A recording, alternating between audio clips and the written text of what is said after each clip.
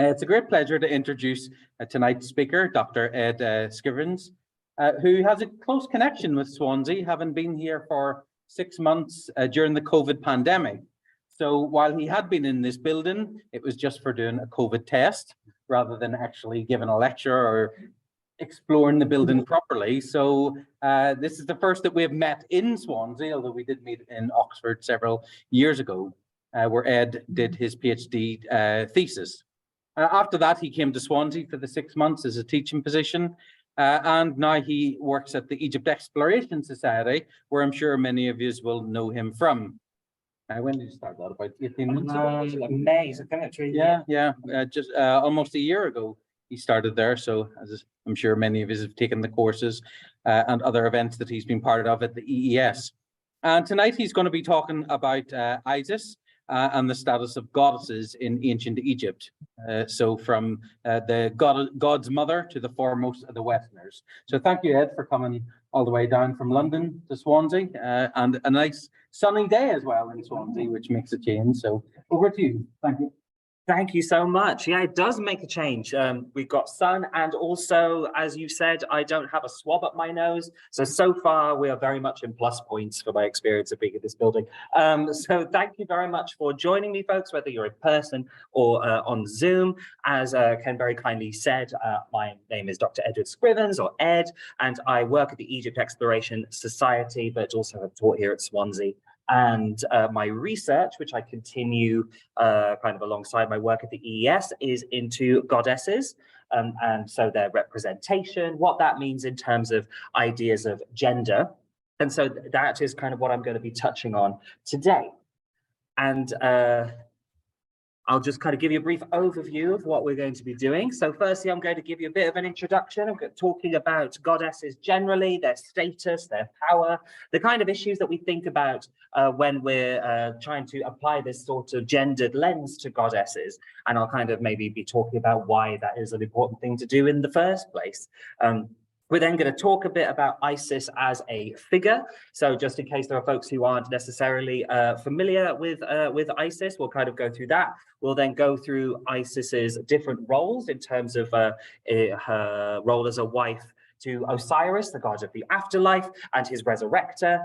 And then we're going to look at her roles in as a mother to the god Horus, god of kingship and the sky, and her role in magic. And then look at her rise to prominence across the years of Egyptian history, because she was always very important, but she wasn't always a figure who was at the status that we then see her being at the end of the pharaonic period and beyond.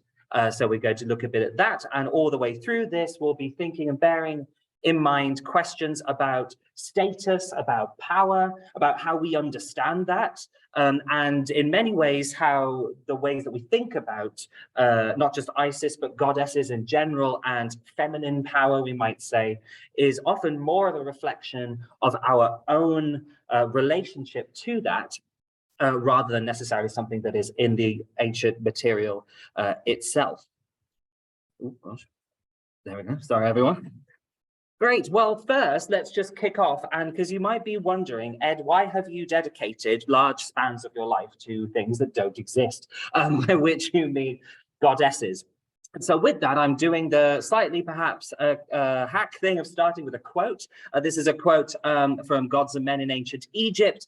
And it summarizes, I think, why I believe that it is very important to take these areas of the conceptual world very seriously and to apply the same kinds of analysis to them as we would to, let's say, economics or something in a society as we could see it, because it says the gods existed. Every study in the history of religions entails this premise. Though they did not belong to the real world, for the historian, they have no less reality than any other classical historical phenomenon like war, famine, and so forth. They existed because they constituted the skeleton of the imaginary realm of the Egyptians. And we can go further than this by saying that the conceptual world in that way, the religious sphere, the ideas that people have about their worldview and how the universe is structured, the things that are in it, really are a lens right? They're a lens through which you perceive and understand the world around you. We could say that people who have a particularly strong Christian faith will see the world around them and will understand it through the lens of doctrines of Christianity, of the Christian cosmogony, for instance, and cosmos. Similarly, there is a mountain in the Himalayas, Mount Meru, sorry, not Mount Meru, like Kailash, that is thought to be a earthly manifestation of Mount Meru, the kind of central mountain in kind of Hindu and Buddhist cosmogony. And so these conceptual worlds have a very real way of shaping how we interact with the world. And in the case of the Egyptians, these figures that to us are perhaps framing devices or are kind of cool imaginary things were a very real part of their social world and a part of society just as much as your mum or your local ruler was. And so they are deserving, in my view, of that same kind of analysis.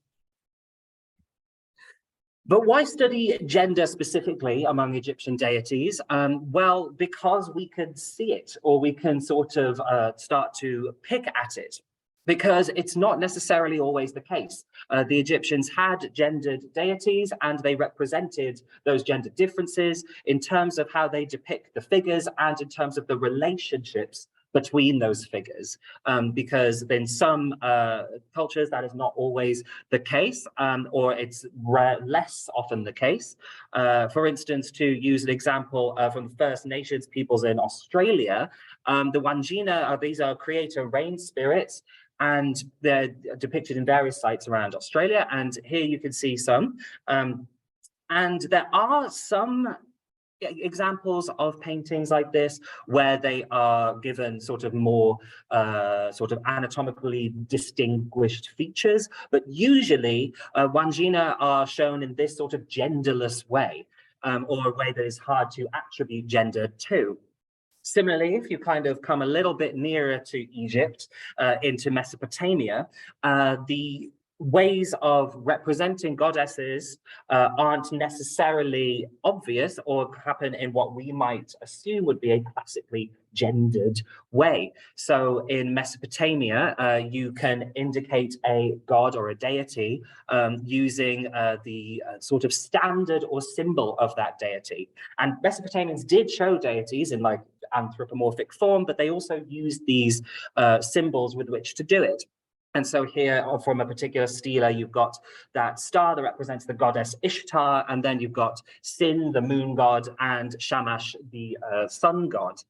But then equally, like coming on to this, the famous Ishtar Gate, reconstructed in the Pergamon Museum in Berlin, you have a lion, which is another symbol of the goddess Ishtar. But bearing in mind, this is a male lion, not a lioness. And that is, again, just showing us that these things are not obvious. They don't always follow on from each other. So it is worth us taking a bit of a look and thinking about how issues of gender, ideas of feminine power, of feminine roles are understood and articulated in these different ways. But we should also remember when we're doing this that we should beware of assumptions, because there are some goddesses, for instance, the goddess Nut, the sky goddess, who is often displays anatomical features that we think about as being female, therefore equates woman, and indeed her role is largely tied to those things. She gives birth to the sun in the morning, for instance.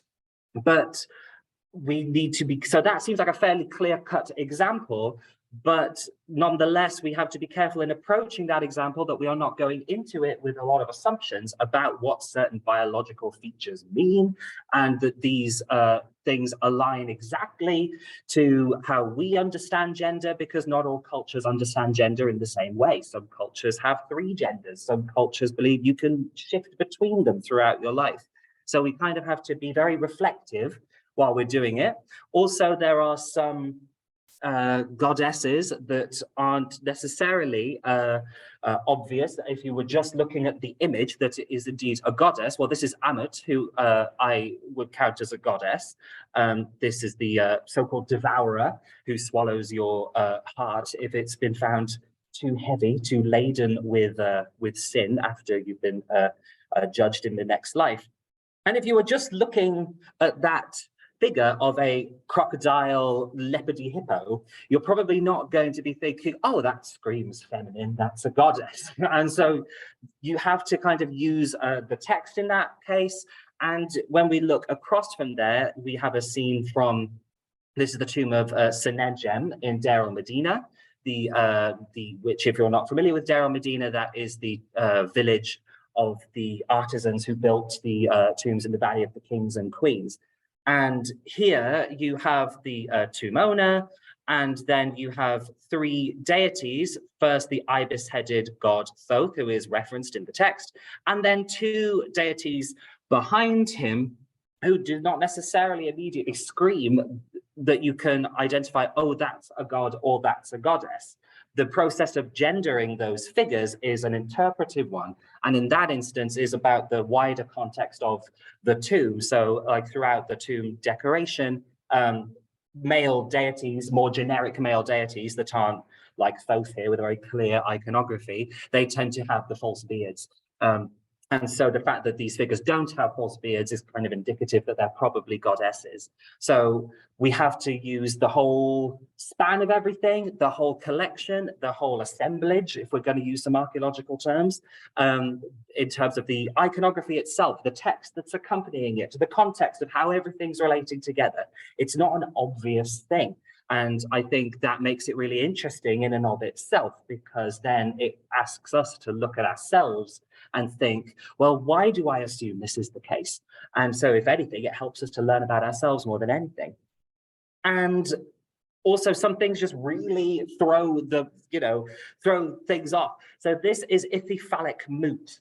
And so you might not be able to see, but here we've got a scene of the king making an offering to a goddess with a lioness head. Well, here actually the text is missing, but we get examples of this figure where it's called Moot the fighter or something. So we know that it's supposed to be the goddess Moot, but you might not be able to see, but there is apologies for the children in the room, there is a certain anatomical appendage present there, but this is known to be a goddess. So how do we interpret that? That instantly throws a lot of our assumptions up in the air. And indeed, maybe this is suggesting that in some circumstances, if not all circumstances in Egypt, gender, or at least how gender is represented, is more about, it's a discourse, right? It's a vocabulary about qualities perhaps that a certain figure has. And so in this instance where you're seeing a goddess with this erect phallus, it is a way of expressing the activeness and perhaps even the aggression of that figure. And so it really gets us to step back away from our purely biological, obvious base ideas of what gender must be, into thinking about, well, what if there are certain settings in which gender is more of a vocabulary, it's more of a set of rules and paints in a palette that you can use to paint and create something and communicate something about a figure. But having said all that, what can we say if we drill down into this stuff and talk about goddesses' status more generally? Well, the thing that first probably comes to mind, which when I was doing my PhD, kind of maybe go, oh no, I really wanted them to be cool and hyper divine liberated. But largely speaking, we might say that goddesses in representation tend to occupy a secondary status, right? Or a supporting status. And this is shown in different kinds of media and in different contexts. So for instance, on the left of the screen, we have the onomasticon of Amenemope, a third intermediate period source. And that, if an onomasticon is a sort of text in which the Egyptians like to just list a bunch of stuff. because that's kind of one of the ways that they like to accumulate and demonstrate knowledge, really. And the onomasticon of Amenemope is one of these things. It lists a whole category of stuff, going from deities all the way down to, well, cuts of meat even, and because that is the same spectrum. And when you're up in that divine realm, it separates deities into gods and goddesses, but it also does that hierarchically. The list goes gods, goddesses, male transfigured spirits, female transfigured spirits, the king, and so on. So not only is there a gender differentiation, there is, we might say, a hierarchy, and that gets reflected in some visual, or lots of, most really visual media. So on the right of the screen here, you've got Amun with his consort or counterpart, Amunet, and she is just stood behind him in that, we might say, secondary position. It is incredibly rare for a goddess to stand in front of a god or sit in front of a god if that god is not her son, for instance. If that god isn't lower than her on some kind of kinship hierarchy, usually they go into that secondary position. And where not, that might be because there are different ways that deal with that maintain hierarchy. We'll kind of touch on these issues later. And you see it represented in groups as well. So here, again, we've got a line drawing of a scene from the Tomb of Senegem. And this shows a group of deities in a shrine being worshipped by the tomb owner and his wife. They're called all the gods of the duat of the other world. And the way that this is, it looks fairly egalitarian at first. You've got a mix of gods and goddesses in here, but goddesses are numerically outweighed. There are fewer goddesses than there are gods, and you get this pattern of two gods being on their row before you then get an alternating pattern of goddess, god, goddess, god. So the way this sort of functions is to mean that while goddesses are there are fewer of them, and they're sort of set towards the back. And so the material and ways that the Egyptians kind of created the material and would design these scenes are often done according to this, or seem to be done according to this complex calculations about status and hierarchy. And for those of you who are maybe more read up on Egyptological things, you can then put this into John Baines's idea of decorum and this kind of algebra of priority and status that underlies a lot of Egyptian media. And you do get goddesses who are very prominent and appear in very prominent positions. But again, where I was hinting at before about the way that might be mediated, it's often done in a way that doesn't jeopardize the primary status of a god or the primary position of gods, generally speaking. So it might be that goddesses are very, very prominent and up and center in a ritual space, but that's because it is, like, let's say, the chapel of that goddess, and you'll notice that there will generally be fewer gods in the decorative program. Also, they might be in scenes that, so a goddess might appear by herself doing something very important, like here on the left of the screen, where we have, this is at the temple of Seti I at Abydos. That is a very beautiful, a fantastic New Kingdom temple excavated, or, well, not excavated, kind of documented by the Egypt Exploration Society. I'm going to do that a lot, just so you know. I've got a kind of snippets in there every now and then. This is just a reconstruction of a scene of a bit of the wall, basically, that kind of centers around this niche. Either side of this section of the wall are the big doorways into the chapels. And then we've got this section of wall in between the doorways. And here underneath, you've got goddess figures on their own. They're not in a secondary position to a god. They're doing a very important thing in terms of suckling the king, which is a motif that shows the passage of divine kingship. However, they are underneath, they're on a lower section of the wall.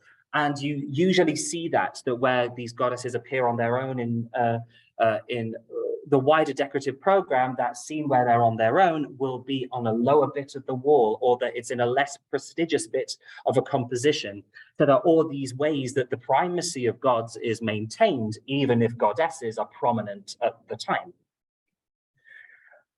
But there is space for complexity and nuance within that, because when I was looking at that, I kept thinking, oh, I need it to be that goddesses are, you know, all powerful and that nothing holds them back.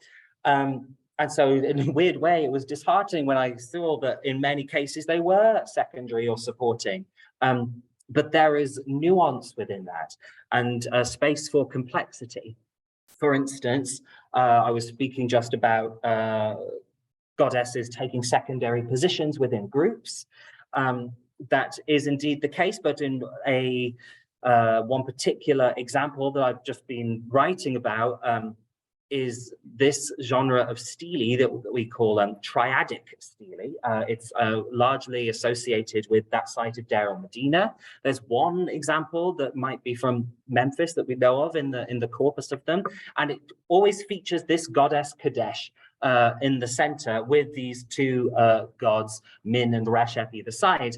And so they come as a group, and she here is in a really prominent position. You can see from this that Kadesh is the main event, right? Well, not only is she big and facing front, she's facing front, which if you looked at a lot of ancient Egyptian art will probably strike you as being quite unusual.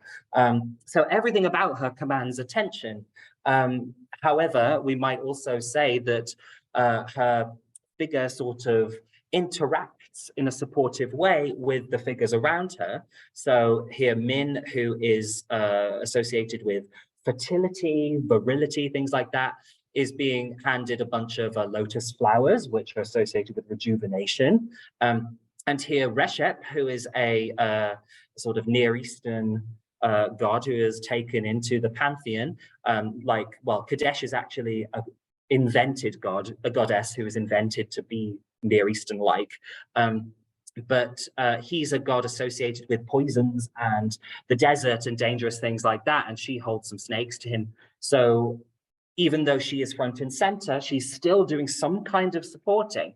So there is complexity and there is subtlety and nuance as well. And we might also say, or I certainly did in my thesis, that secondary or supporting status can still provide opportunities, right? Because in a system, in a culture like ancient Egypt, where the visual culture, the visual media is very, it's androcentric, as I would say. So it kind of uses a sort of male figure as like the de facto, right? So they sort of kind of calculate it all around that. But that would mean that goddesses and female beings generally have that secondary status. They are slightly on the edges of those set of rules and structures, which, you know, on the one hand means they're secondary, on the other hand means they can do things that male figures can't do, or you wouldn't be able to do with them, because when depicting a male figure, you're so concerned with making sure that he is prime and that, you know, you are protecting his dignity and all this kind of stuff. And you can use that as a way of exploring some cool things. So this way of representing goddesses as two figures overlapping basically with each other, you very rarely, very, very rarely see that with gods. If you see gods overlapping, but it's usually when they're part of a larger group. It might be when there's not much of an idea of them existing on their own, but you see it with goddesses who have very established mythologies and they're overlapped like this, but it's often when that happens, it can be used to communicate that close relationship between them. Because here you've got Meskenet and Renenutet, two goddesses who are associated with birth, like the birthplace and with birth generally. And so they are shown here overlapped, really closely connected. So yes, there is that secondary status, but that secondary status gives a lot of opportunity to do things that you can't do with gods because you're too concerned about not diminishing them. So, okay, that's kind of thinking about all that context of goddesses and their status. It's complex, it's nuanced. I'm now going to spend basically the rest of my talk today going through Isis and introducing some of you, if you're not familiar with her, to the sort of story of Isis and her development, her appearance, and then using her as a kind of prism, as a case study, to think about some of these questions of status and prominence, and whether that is, in Isis's case, the same all across her life as a cultural figure, or whether that changed and evolved over time. So here we have Isis. If you are not familiar with her, she's the one who seems to have a chair on her head. And it's not just seems to have, she has a chair on her head. Because her name, Iset, Aset, something like that, literally means throne. And she, with her sister goddess Nephthys here, Nephthys Nebet Hoot, meaning the lady of the palace, the enclosure. It's possible with these names that it seems to be that these two goddesses were very closely associated in a very ancient way with ideas of kingship. And so they are part of this sort of model of kingship that is there, and mediated through this figure, Osiris. So you will definitely, if you have done much Egyptology or read much about Egypt at all, you will have heard of Osiris and probably therefore of Isis, because she is very, very closely associated with him as her brother and husband. More on that in a sec. Now this sort of iconography of Isis with the chair is one that we see a lot, but it's also, you might see her depicted with these cow horns and sun disk in a way that when I was first looking at Egyptological things, I got very confused because I thought that's what Hathor looks like. That is because when we get to the New Kingdom, Hathor and Isis start kind of drawing together. Because Hathor is this very ancient, almost super goddess. She is a goddess of love, sexuality. She's connected to the sun, and she's an important state goddess from the Old Kingdom, from the time of the big old pyramids. And as I say, when we get to the New Kingdom, Isis starts to kind of exhibit some of her features. She starts to wear the two cow horns and sun disk that Hathor wears. You might even see her like here on, well, these are both figures with Nefertari. On the left, we've got a scene from the small temple at Abu Simbel. So that's Nefertari, the queen, being crowned. And we've got Hathor and Isis either side looking very similar if you weren't able to read the hieroglyphs. So we've got Hathor here on the left, and on the right we have Isis, who's named as Isis, the god's mother. But then on the right-hand side of the screen, we have from Nefertari's tomb, another figure of Isis looking really Hathor-like, because she not only has the cow horns and sun disk, but she has this necklace that is called a menat. And that is very, very classically Hathoric. It's very classically associated with the goddess Hathor. It's this kind of bunch of beads that looks somewhat like a tube of grapes, and then the counterweight that comes down her back. So from this point, they start to draw together. Isis starts to take on some of these features. And as we'll see later, in the late periods of Egyptian history, she sort of overtakes Hathor and kind of supplants her as the alpha goddess, if we want to use those terms. She first appears in terms of like references and sources in the pyramid texts. That's where we first get our properly clear sources and citations for Isis. So for instance, here we have Teti, that's the king. I have given you your sister Isis, that she may take hold of you and give you your heart for your body. The pyramid texts, for those who might not be familiar, are religious funerary texts inscribed on the burial chambers of Old Kingdom, late Old Kingdom royal pyramids. So here she's very important for the king's afterlife. Indeed, it's only the king's afterlife that's spoken about in the pyramid texts. But then as we go into the Middle Kingdom, when we get the coffin texts, so named because they are inscribed on the inside of coffins, as well as on other things like some tomb walls, some, I think, linen and papyri, you get some.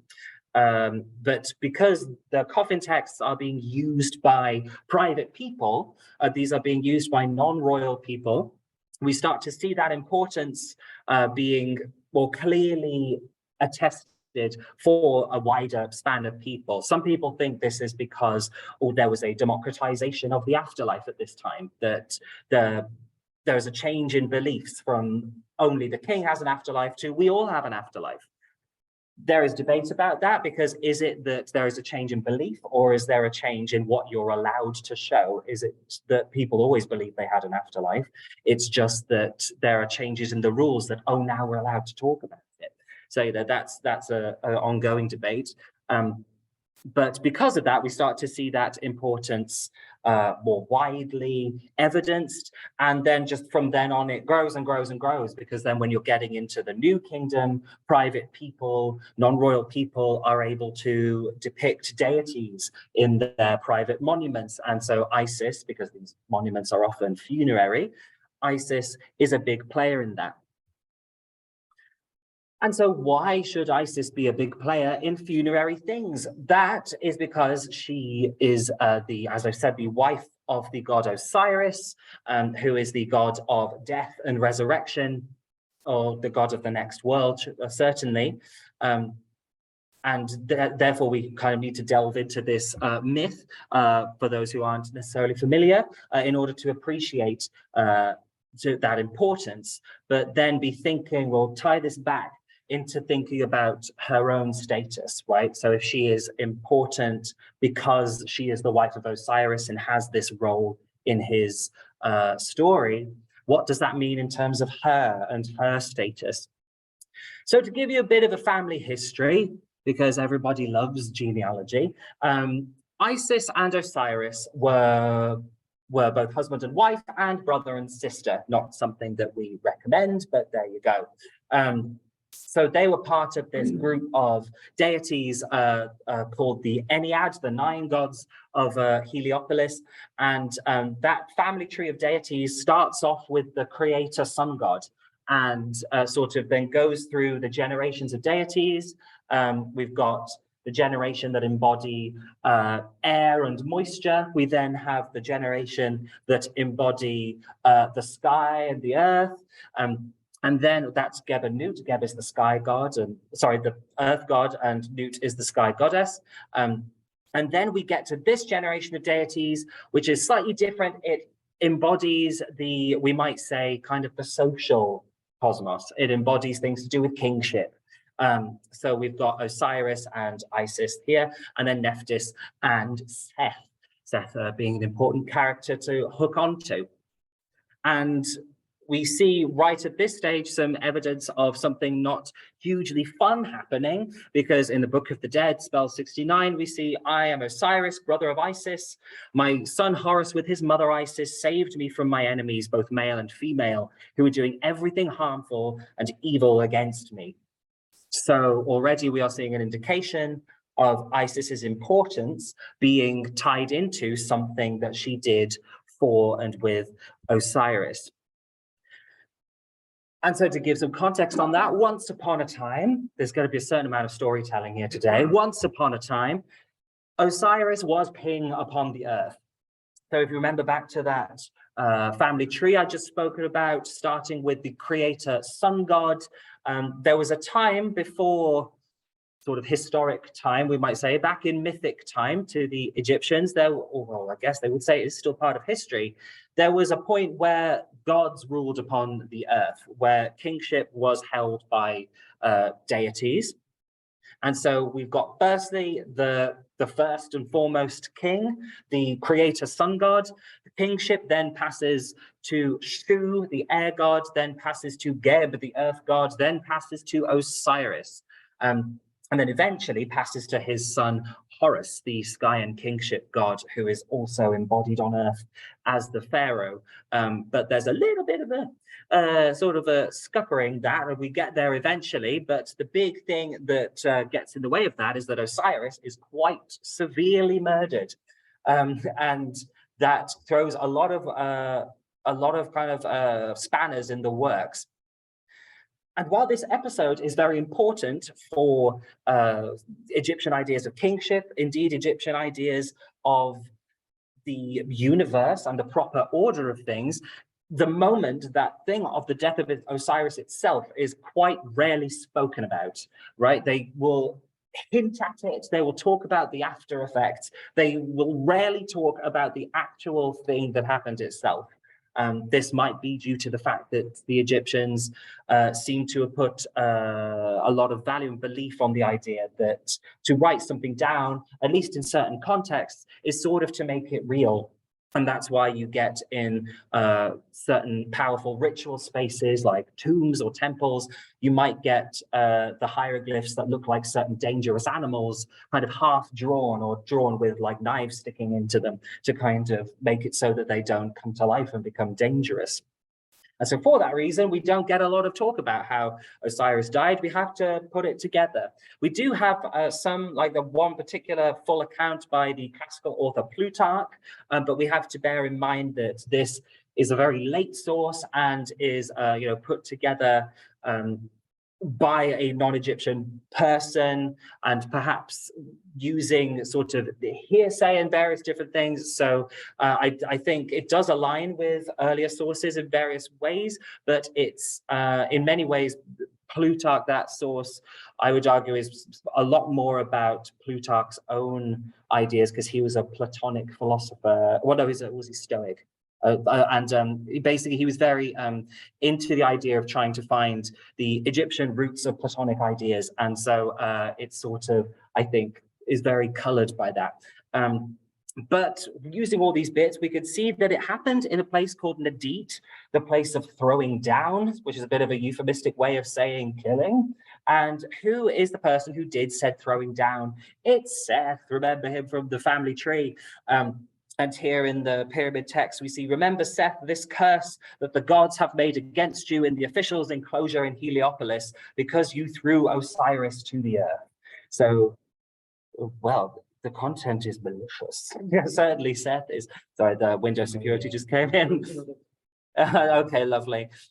Maybe it's because we're starting to talk about the murder of Osiris.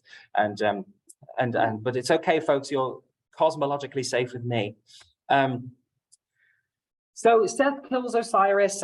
There are different thoughts about why he did that. I mean, indeed, there's one text, I think it might be in the Book of the Dead, that seems to indicate that he did it because he thought Osiris wasn't treating him very nicely. But either way, he did it. And there are different ways that is described as happening, one of which being through drowning, like in this coffin text spell here, where it talks about catching the great god in Anjet, which is a town that's sort of associated with the legend of Osiris, or dismembering, chopping him up into bits. And so different reconstructions of the story can be put together from these. We could also think about the fact that we don't necessarily need to put them into one cohesive narrative of, oh, this happened and that happened and that happened, because Egyptian myth tends to work differently to that. It's not trying to find one narrative that is the narrative of how it happened. It is more that Egyptian myth is a set of different elements that are kind of combined in different ways depending on what you need to do, because a lot of this is often tied into ritual. An important thing that Isis did, coming back to her role in this, is that she mourned. That is a really key aspect of Isis's being, even. One of her sort of embodiments or deities that seems to be a manifestation of Isis is Shentait, which means the widow. And right back in the pyramid text, it's describing her and her sister Nephthys as being the ones who have mourned Osiris, Osiris and then the king here. But it doesn't stop there. She doesn't simply mourn him. This is where Isis's powers really come into the fore, because she is responsible in some versions for being the one who resurrects Osiris or brings his parts of his body together. So Isis and Nephthys assemble, gather. And so they did. And having gathered all these pieces together, they then resurrect Osiris, bringing him to life, or bringing him to the next life, an important transformative moment, and one of the sort of restorations of order in disorder, really, and providing an important precedent, an important example that the Egyptians themselves wanted to follow. But what does that mean in terms of thinking about her status and thinking about her power? So I think there are different ways of understanding this. And again, it really comes down to how you think about feminine power yourself. Is the fact that her importance in this story, due to what she does for Osiris, does that show her as being secondary? Is she the subordinate wife? You might also, if you want, you can see some examples that you think, yeah, that proves that point of view. For example, here in these images from, again, the tomb of the temple, rather, of Seti I at Abydos. This is from the chapel of Isis. And here you have two scenes, one in which Isis sits in front of Horus. Remember, goddesses can sit in front of their sons. And then another where she stands behind Osiris in her own chapel. In the other chapels, you don't see the resident deities shown in a secondary position like that. So you could say, oh, clearly she, as a goddess, and indeed in this story, is a secondary player, because even in her own chapel, she is able to be in this secondary position. But you could also say, is it all or nothing in that way? Like, yes, perhaps she has this supportive role, but that role gives her importance and she has a story. There are so many goddesses who we don't know their mythologies, but we do know Isis's.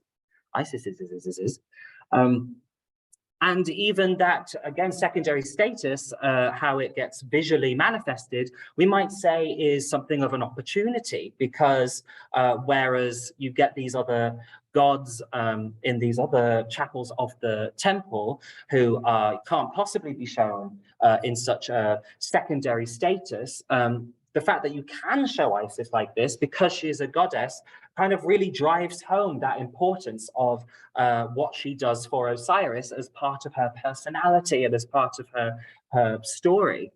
So there are different ways of looking at it. And the way that she does that in terms of doing that resurrection is through her magical power. And that magical power also allows her to fulfill another important function, which is being a mother and protector to Osiris's true heir, the embodiment of kingship, Horus. And so here we have a really fantastic statue from the Middle Kingdom, which shows this moment of resurrection. And Isis and Nephthys, the twin goddesses, are either side of Osiris as these birds of prey, kites. And they're often shown as kites. Some suggest it's because they have this mournful kind of wail, and that might be why. But Isis also is shown as a kite around again, certain area of Osiris's body, and this is depicting the moment of conception of the god Horus. And that aspect of motherhood to Horus is really key to Isis's persona. And we see it represented in all kinds of media, in statuary and in amulets like this one here in the Egypt Center. From the EES? From the EES, that's why it's in. Yes, don't you worry about that. But she doesn't just conceive Horus, because there's a slight issue of Horus's uncle Seth wanting the throne and probably wanting to kill him. So Isis promptly takes Horus and hides him in the marshes in the north of Egypt. Over in Chemis, it's sometimes called in Egyptological literature, or Akhbiti, the papyrus thicket of the Biti king of sort of Lower Egypt, we might say. And these two objects here portray that context. Here on the left, we've got Isis in a papyrus thicket suckling Horus. And here we have a counterweight to a Menat pendant with Horus falcon in the marshes here. And up here we have a goddess figure labeled as the god's mother. And that power that allows her to not only conceive Horus, but to care for Horus is drawn upon and is very important to the Egyptians in various contexts. For instance, in healing and magical practices. And that comes through in objects such as this. This is a Sipper stela, a particular example called the Metternich stela. It's in the Metropolitan Museum in New York. And these stelae, they're inscribed with spells, and the spells include mythic sort of episodes, little stories from mythology that are used as examples that the spell's power can draw upon. And you basically tip water down them. Some of them have little wells at the bottom, and you tip the water down the stela. It collects the power from the spell into the water itself, and then you can ingest or rub water onto yourself in order to heal whatever you need healing. And one of these stories talks about when Isis healed Horus because he faced all sorts of dangers up there in the Delta, including being stung or poisoned. And so in this story on this stela, Isis talks about how she comes and sees that Horus isn't eating. She asks everyone for help. It specifically says that the men just came and babbled. And then a local noblewoman gave her the right answer and said, what you need to do is call on the power of the sun god. So she calls to the solar boat that is passing by. The god of wisdom, Thoth, gets out and imparts this spell to her. But again, this brings us to that question of power and status, because her motivation here is her son still. Is there a way of thinking about her having this power in a way that is not directed to somebody else's benefit, that's kind of all for herself? We might see that in this story, Isis and the name of Ra. So this is another kind of piece of mythology from a magical spell. It's known from about 5 manuscripts. All these are associated with the West Bank of Thebes. That's modern-day Luxor down in the south. And it's a spell to cure poisonous sting.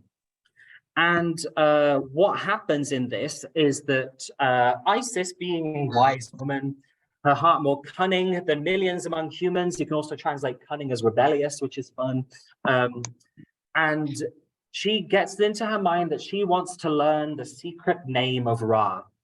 And that is a very important thing because the Ren, the name, is a kind of core aspect of the person. It's not just a label, it's part of you as a being. It contains something of your essence. So, and indeed, the text states how Ra very specifically wanted to hide his name so that people couldn't have power over him. Now, Ra's grown old because he's ruling on Earth, and that seems in the story to be something that can happen. So he has grown very old and doddery, and he walks and he drools while he walks. And so what Isis decides to do is she scoops up the dirt that he's drooled into and forms it into a snake and brings it to life. And she leaves it at a crossroads that she knows that he's going to be passing by on his daily walk. And it bites him, and he is flooded with this burning pain. And indeed, it says with a living fire coming forth from his own self, because it's his own power being used against him. Isis is indeed very cunning, because he is the creator god. What could possibly hurt him? His own power. And the other gods say, what's wrong? And he says, well, something's bitten me, but I don't know what it is. And that, we might say, is because he hasn't created the thing that's bitten him. So this is one of the things that's beyond his own knowledge. So Ra summons all the gods that are skilled in magic, and they can't do anything. And then along comes Isis, very helpful, very innocent and doe-eyed, I'm sure, and says, tell me your name, because when you speak the name of a man, he lives. He lives when one recites his name. This is something that we see in funerary culture a lot. This idea that the name needs to be given life in order for the person to be. And then Ra spouts all these things about, I am the one who made the sky and the earth. I'm Khepri in the morning, Ra at noon, and Atumuz in the evening. And then Isis very succinctly points out that that's not your name, at risk of paraphrasing the Ting-Tings, because all you've done is say a bunch of things about yourself. You haven't told me what your name is. And then he relents and tells her his secret name. Indeed, it describes the name going from his body into her body. We're not told what the name is. That would be too easy. But then finally, she tells the snake to come away, and she says, Ra, it lives, the poison is dead. And then there is another parallel bit that is used to tie this into the spell that you're actually using. En, born of En, lives, the poison is dead. Through the speech of Isis, the great mistress of the gods, who knows Ra by his own name. So this is an example of Isis using her power for herself, of her own benefit. But again, so a lot of this is me posing questions. Do we need this in order to see Isis as powerful? Do we need to kind of understand her as some kind of ancient divine girl boss who sort of only acts for herself in order to think of her as being a powerful or high status figure? I think that if we are looking, if that is the only way that we are understanding power or what a truly powerful being is, then we're not really going to ever find one, not among goddesses and not even among gods, because nobody acts entirely without restraints on them. And so just quickly for the last part of this lecture, I'm going to look at Isis's rise to prominence throughout Egyptian history, or certainly comparative to earlier points. So this here is a kind of plan on the left-hand side of the screen of the temple of Seti I at Abydos, from a wonderful series of publications by the Egypt Exploration Society. And here on the right, you have a indication or a picture that I took way back when I went to Egypt in 2019, I think, of the interior of Isis's chapel. There are 7 chapels on the main axis of the temple for different deities. Isis is one of those deities. But this is a bit of an indicator of the kind of state of Isis's cult, because while she is this incredibly important figure, she, for much of Egyptian history, doesn't seem to have had her own temples, really. Her worship is kind of subsumed as part of the worship of other deities, or she has spaces in other temples. She doesn't really have temples to herself for large swathes of time. That is until you get into the late period, and that is when we see what seems to be the first identifiable major temple that is dedicated to Isis and Isis alone, or well, Isis is the main focus. This is at Behbet el Hagar up in the Nile Delta.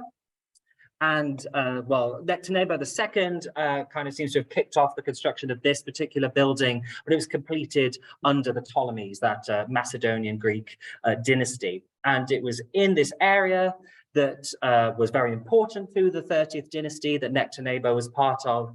And it was an area that had long been associated with the worship of Isis. But of course, if we're thinking about temples to Isis, we have to talk about the Temple of Philae. So the Temple of Philae, right down there in the south of Egypt, well, modern Egypt, it was in Nubia in ancient times. This is one of the, largely heralded as one of the most beautiful temples surviving from ancient Egypt today. The main temple from the complex of Philae is dedicated to Isis. And indeed, it is a site that remained active in the worship of Isis and other ancient deities well into the Christian period.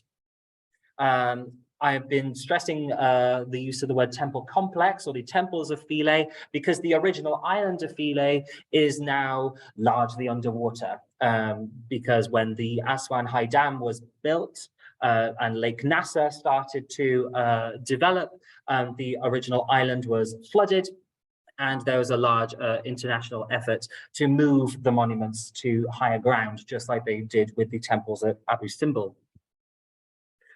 In terms of the history of the island, the kind of cultic, as far as we can see, the sort of religious buildings being done on that island start around the 25th dynasty. This is a dynasty of Nubian kings, but the worship on the island at the time seems to have been Amun, the god Amun, not Isis, because an altar of Taharqa, who is this 25th dynasty king down the left, is still there in the temple or the temple complex, but is dedicated to a form of Amun. And the 25th dynasty was very, very into Amun and were very devoted to him. That's a gold amulet of the sacred ram of Amun that you see represented with a lot of 25th dynasty kings. However, then later on, there seems to have been in the 26th dynasty, the beginnings of the Isis cult there, or at least where the first time where we could really see it attested, because in the Greco-Roman building, we see blocks that have been reused from an earlier 26th dynasty building that names Ahmose II or Amasis, and Isis appears quite heavily on the decoration preserved on those blocks. And so this seems to be when Isis is being worshipped there. And as I said, it is the Greco-Roman period temple that stands there today.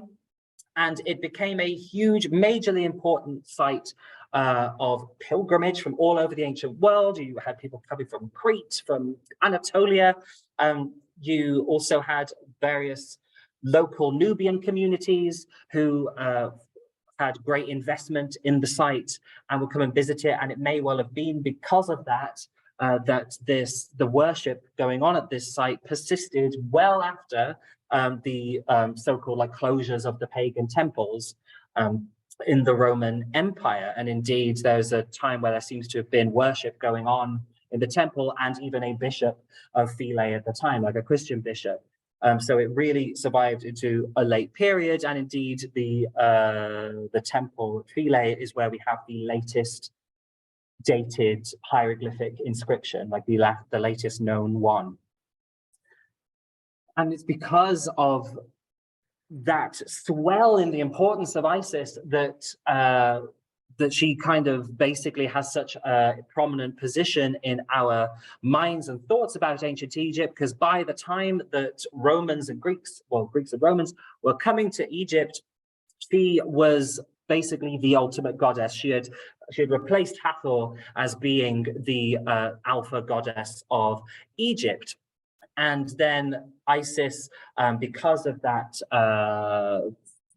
widespread pilgrimage and people coming to visit her sacred sites, she becomes very much liked by the Greeks and indeed the Romans, who adopted, or maybe better say adapted her, and took her out with her across the empire.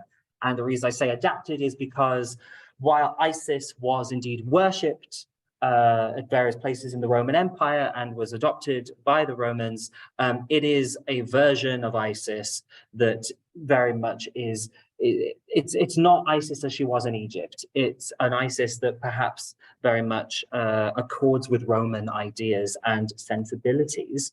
And you can see here how some of these previously Hathoric elements. She has the sistrum, this is a little rattle that is very associated with the goddess Hathor.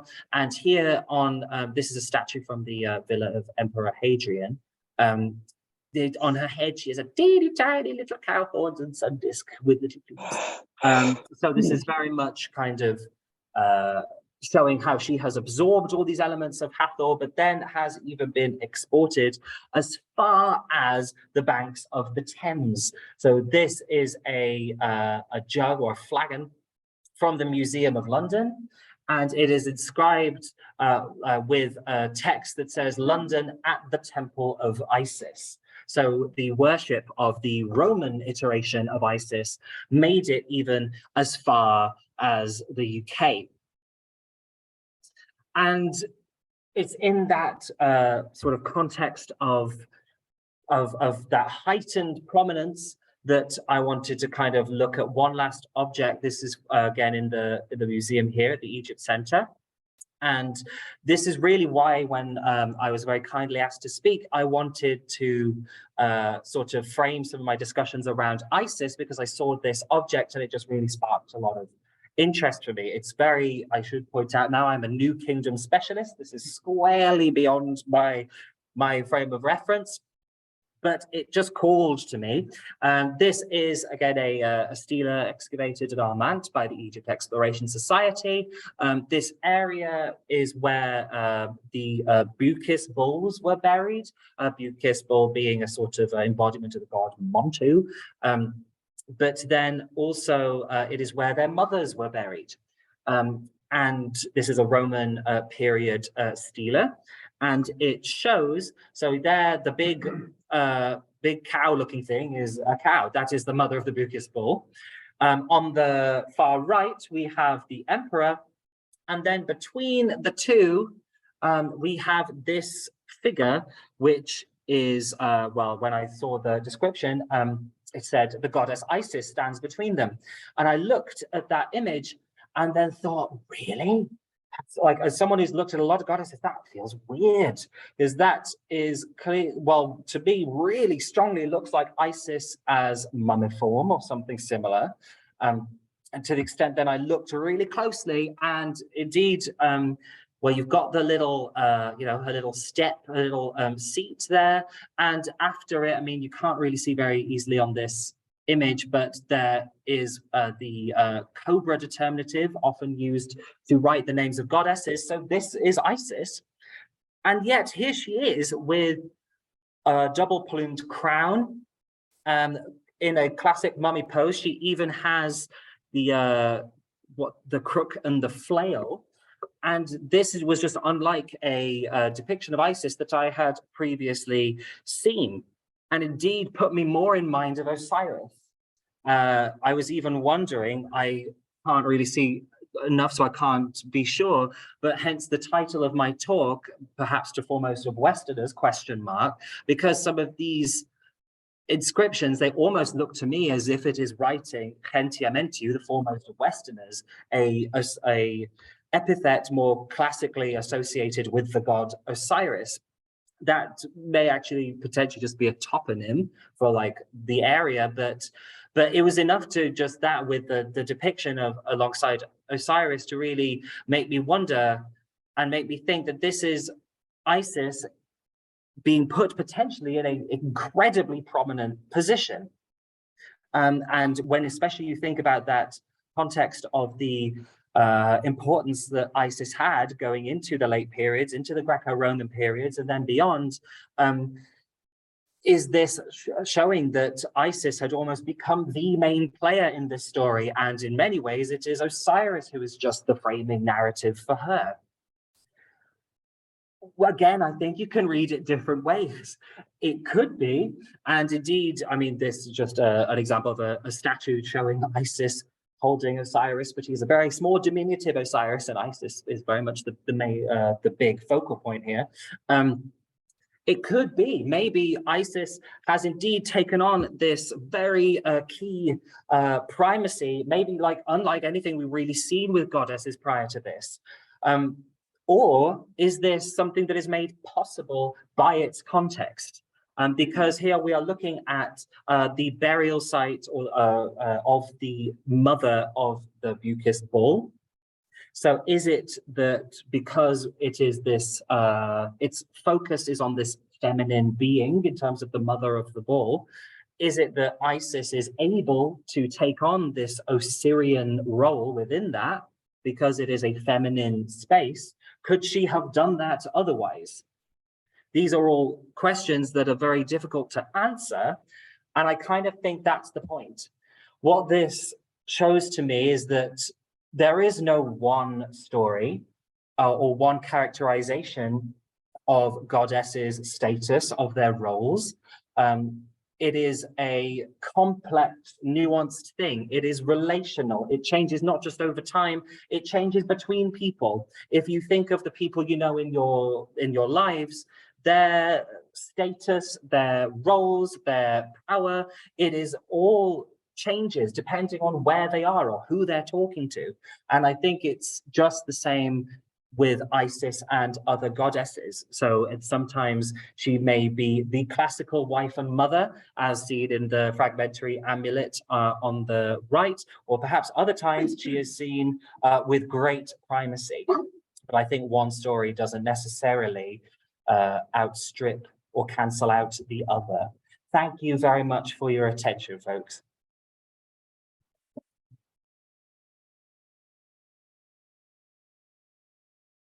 Stand over here so people can hear me without getting blinded. But thank you very much, Ed, for that excellent lecture. If anybody online has any questions, do please post them into the chat, and Sam will read them out to you in a read them out to Ed in a second. We'll take questions here as well. Just to point out that Stila as well, I quickly checked the translation that Furman gives in the publication, and he reads that as the Divine Mother. Words spoken by Isis, the mother of the god, basically, and then the mistress of Armand. Okay, yeah, because I was looking at the hieroglyphs format and I was trying to map it on, and it looks a bit squiggly wiggly. But even if that is the case, and like I said, I kind of suspected looking at it that perhaps it's just the toponym. I was really struck by the Osirian nature of how she looks, and the primacy of that in terms of she takes on this iconography that's so connected to Osiris, but also she's standing kind of almost centrally between the occultic officiant, between the one making the offerings and the actual recipient of the offerings itself.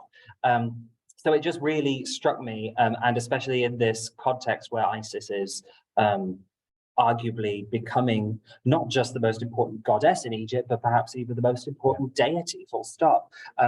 But no, I read that translation as well, and I was looking, I was like, but that really looks like the Amentu sign, but I leave that very squarely to people who know the second century. He did put a question mark, and I read that myself, and then was like, well, I'm going to really exploit that question to see where we can go with it. But for sure, I think there's certainly something very striking going on with it, though. Do you think it could be also that you've got Isis present there, but we're dealing with the mother of the Buckus bull rather than the Buckus bull, i.e. a male? We're dealing with the cow there, and perhaps Isis playing the female role. Yeah, definitely. I think that is surely what's going on, and that's kind of, or certainly a dynamic of it. I guess the question that's interesting to me, or part of that sparks in my head, is therefore how much of a role is that playing? As in, is that entirely what makes this possible, that she is able to basically be the Osiris or Osiris-like figure in that scene? Like, how much is that entirely contextually based? So because, as you say, it is the cow, it is the mother, it is that feminine dimension. And so it couldn't happen elsewhere, or could she have done it elsewhere? And I'm not sure there's necessarily an easy answer to that question. And if it is a strange, and I think that even if she is bound to that context in being able to do that, it then links me back to my question of how do we interpret that, as in what does that mean about how we understand power and what we look for? Like, are we looking for, oh, she's only powerful if she can do this anywhere? Or maybe it's contextual, maybe it's in one place, but isn't all power contextual?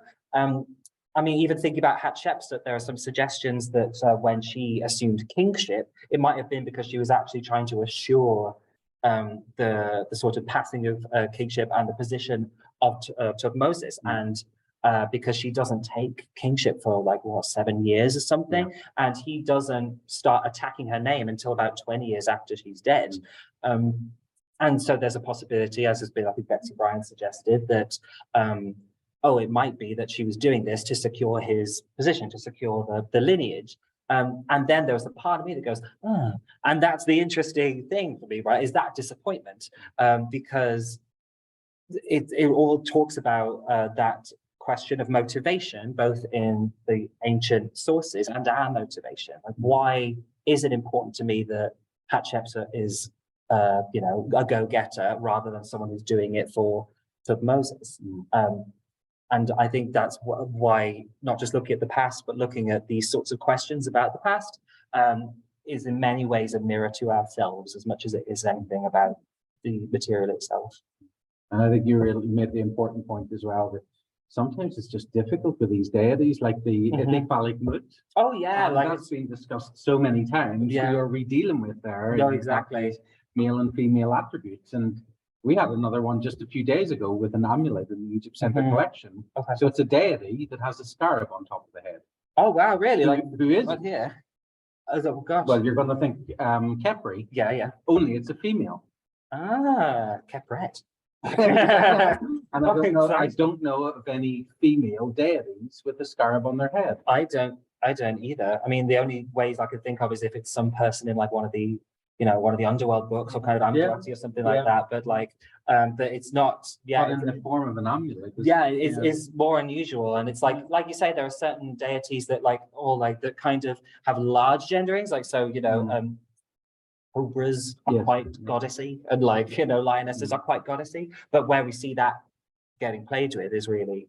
It's like I think the fuzzy bits at the edges is like sometimes where you see the interesting stuff and can see some of the cogs working more clearly. I saw that you had your hand up. Sorry. Yes. If you just repeat the question as well, so that. Oh yeah, for sure.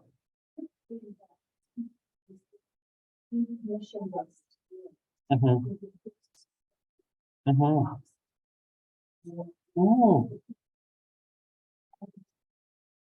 Yeah.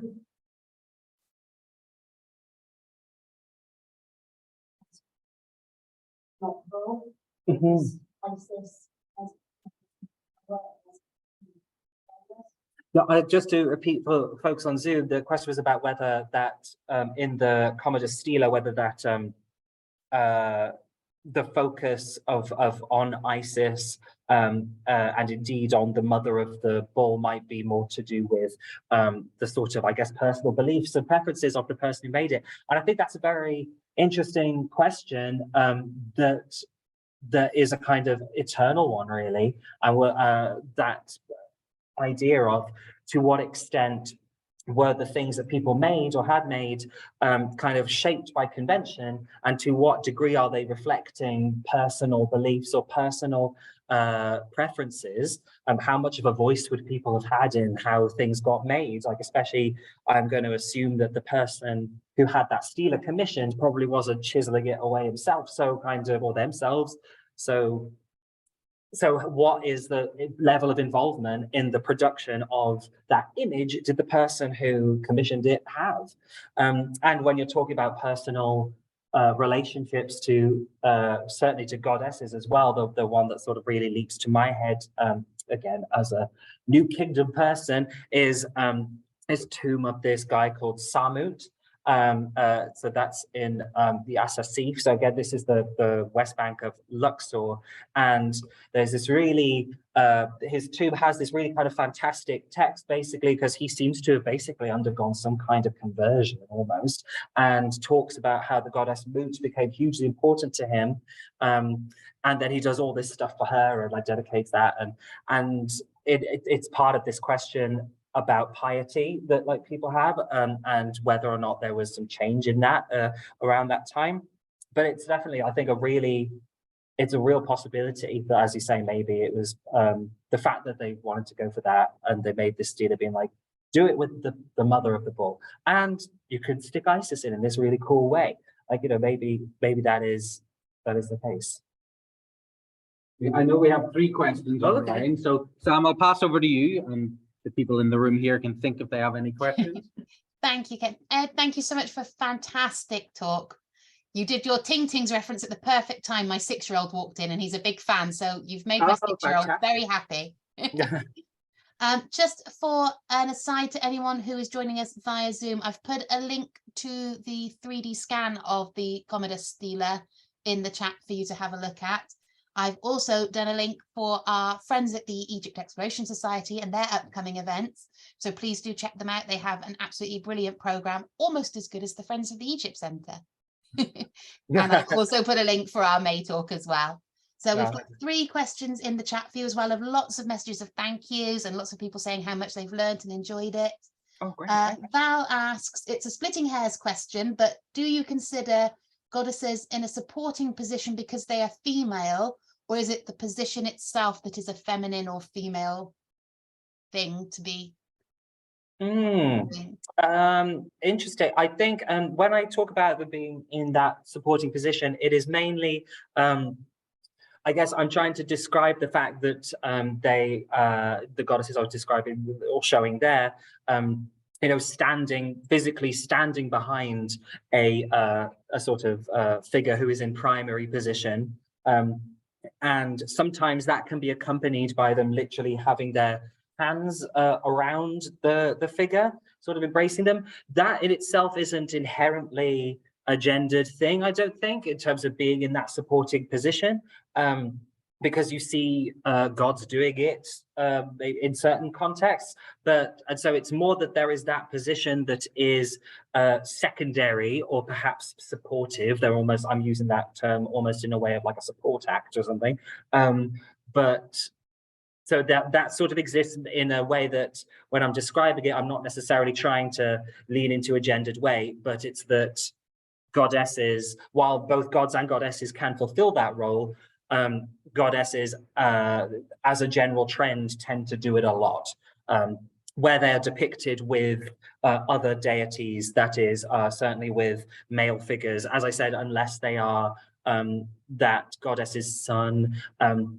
Also, in terms of their secondary position in groups, you do get examples where goddesses are at the front of the group. I mean, well, we've got our Kadesh example of her on the stela, but you also do get some examples where, like, it's, for instance, a row of deities in a group and a goddess is at the front of it. But as I was kind of hinting and pointing out before, often that is mediated in some way. That's kind of jiggled about a bit. So, for instance, that row of deities that the goddess is sat at the front of might be the second, like the lower one of like several groups of deities. So it's sort of maintaining hierarchy in that way, or it may be in a less prestigious part of a larger monument. I'm thinking of a particular stela where it has 2 groups of deities that are facing each other from either side of the stela, almost like they're about to have a fight. And there is one that has a goddess at the front of it, but it is on a side of the stela that is in discussions of prominence in Egyptian art. If you're interested in this, Gay Robbins is a good person to read on this. Their position in that composition is largely one that is less prestigious. So things like that, which is why when we get examples like Kadesh, it really sort of screams that this is something different. But then my question again is, okay, it's different, but how different? Is it completely unlike anything, or is it still informed by things? Because I think we can only ever describe or represent things with the terms or the tools that we have. So you're always going to see bits of the other dynamics in it.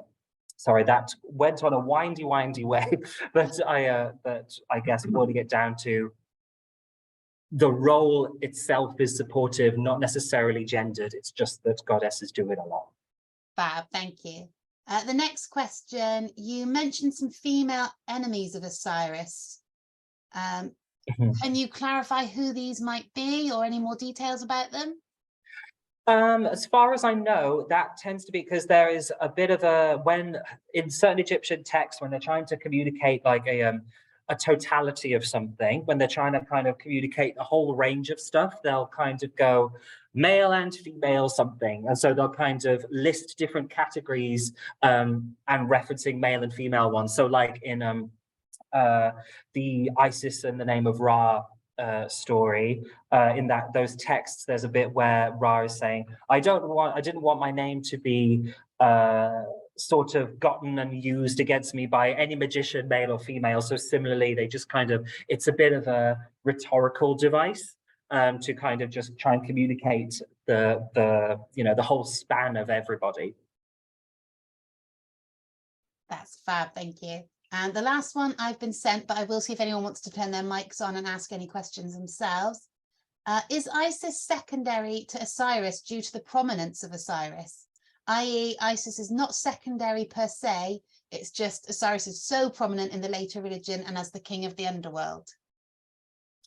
I mean, that's an interesting point. Yeah, I think it's kind of hard to say because he's so important, it's kind of hard to imagine, like, because we're sort of trying to think of a hypothetical world, I guess, in which he wasn't that important. So I think it's kind of hard to say. What I would perhaps put forward is what we see in those later periods is, or what I would suggest we might see, is that quite notable shift. So maybe Osiris never fully loses his importance in relation to Isis, but Isis does seem to become so much more of a focus, and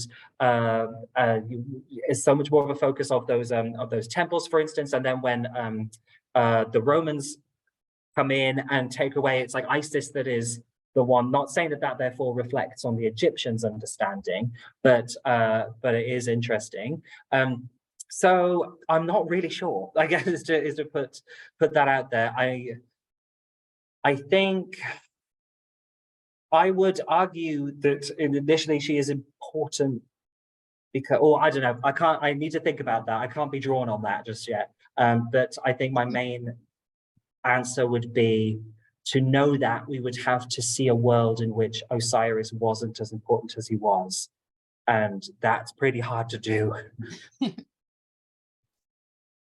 But we'll let that's good enough. We'll let you off with that. We Oh, won't thank commit you. to- Thank we you very won't we much. won't commit to anything. There is one more question. yeah. Are there any god-goddesses couples where the goddess is more important? Where the goddess is more important. I think there are, it's again, I think we're getting into perhaps the difference between importance in a general sense, and then maybe how we think about how they are depicted, for instance. It's quite rare to see goddesses, if they're part of a couple, to be depicted in a more, prestigious position than the male deity that they go along with. But that's because of the rules of Egyptian art being very gendered and hierarchical. So you're kind of then in that question of what do people think, and then how do they talk about it? That I think in terms of goddesses who are more important than their husband, like off the top of my head, the ones I tend to know who are hugely important are kind of the ones who are either as important, maybe in their own right. I'm thinking again of Hathor, who could be a consort of like Horus, so she is massively important in her own right.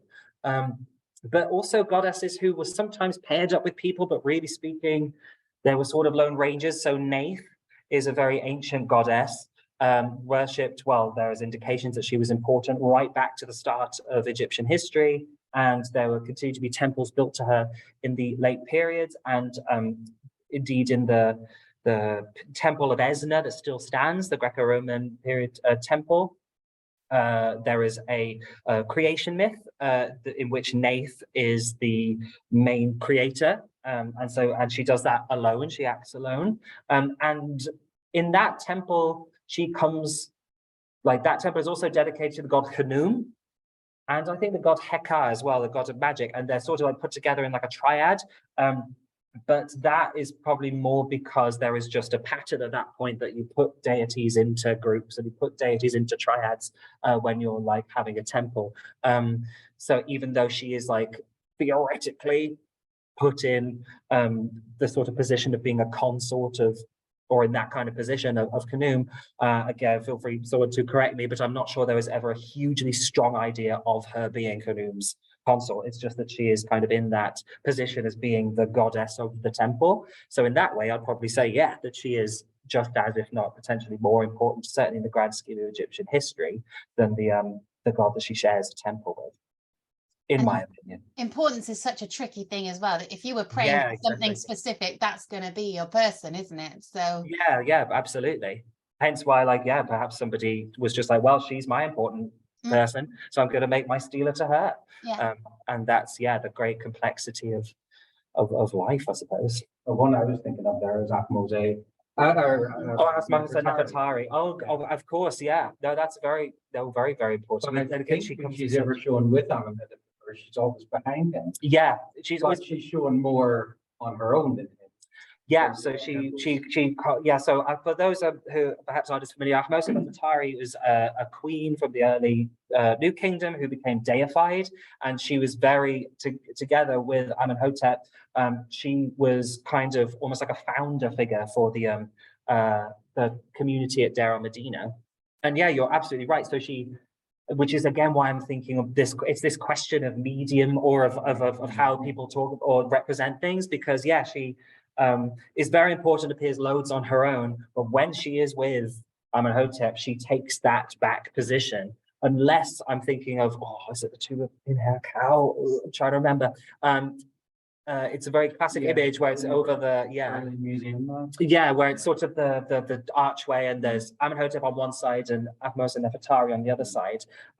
So again, so there she is on her own, kind of. She's part of a pairing, I guess, but she's on her own in like the little compositional surface. But that is achieved because she's not directly with him, like she's been separated out. So again, you're getting into this issue of it's about the rules of the game of how you represent things. And what I again find interesting and found in my research is examples and times where you want to be showing a goddess really prominently and to give them lots of prestige, but you still have these rules of the game. So then how do you navigate it? And like you often can see these really kind of clever little calculations of how they'll do something just such a way so that the goddess can be simultaneously in this really prestigious position and or maybe signaled as being the main god or deity of that temple, because she's the one who's nearest the doorway and emerging out from it. So she's the one who's nearest the shrine and coming out. But her consort is in front of her. And so therefore you are simultaneously preserving the primacy of the gods, but communicating, but it's her temple, like, you know, like, because that's kind of what you see at the entrance of Philae. So yeah, it's just kind of, you see all these with this decorum. yeah, well, you can tell that I did where I went. Yeah, so yeah, Professor Baines, for those of you know, he was at Oxford and came up with the whole idea, well, articulated the idea of decorum, and it's drilled into us. Those of us who were at Oxford. Any other questions in the audience here, Wendy?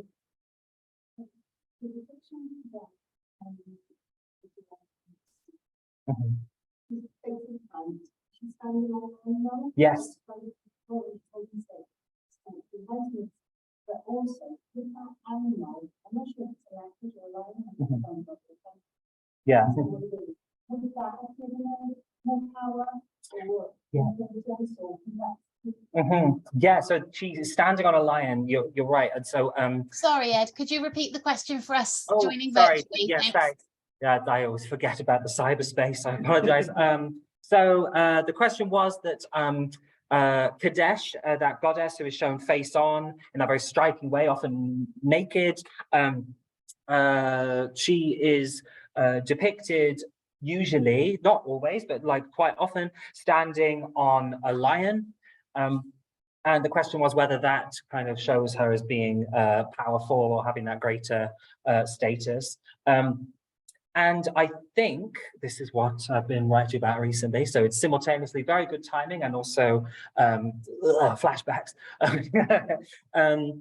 I think what that is doing is that, yeah, it makes her striking to look at. It like calls to her, so it marks her out as being kind of exceptional in a way. And certainly if you're thinking, or very noteworthy, if you're thinking of that of usual, in quotation marks, Egyptian iconography.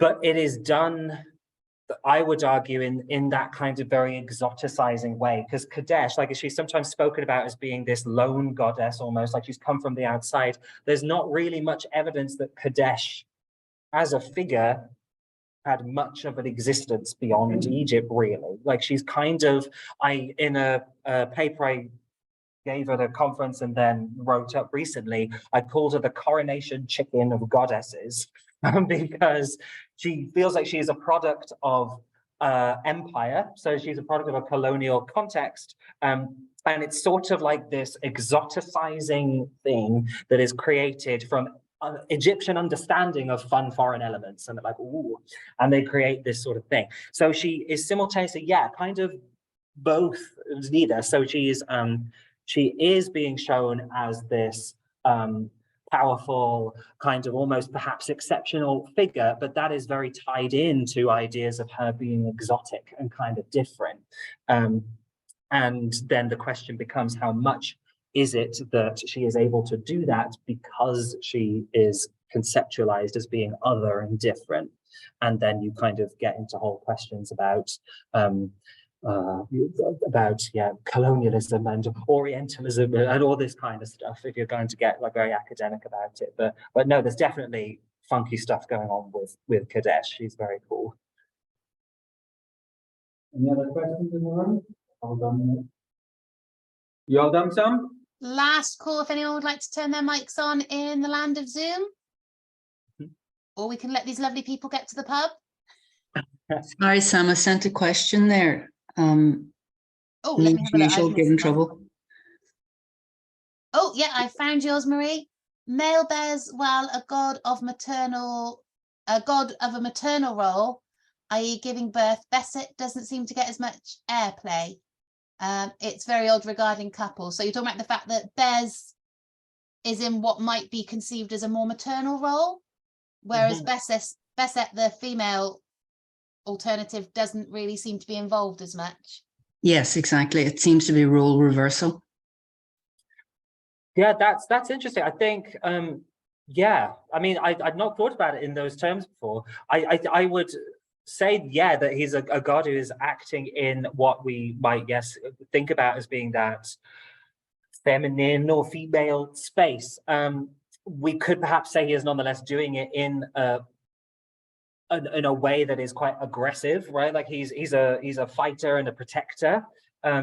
So perhaps it's nonetheless kind of playing into those ideas. But you're very right that Beset gets left out a lot. And indeed, I think I was having a chat with Carl, the director of the EES, about this when we were in Egypt recently, and we were looking through all these different images, like that were labeled as best images, and Carl was saying, well, a lot of these I think could be Beset, and so, like you say, that part of that I think is overlooking. Part of that is also the fact that it can be hard to differentiate the two, like with how they're represented, which then brings up again all these really interesting questions of like, well, what does that mean? That they're like, we seem to have two differently gendered deities, but whose representations blur together.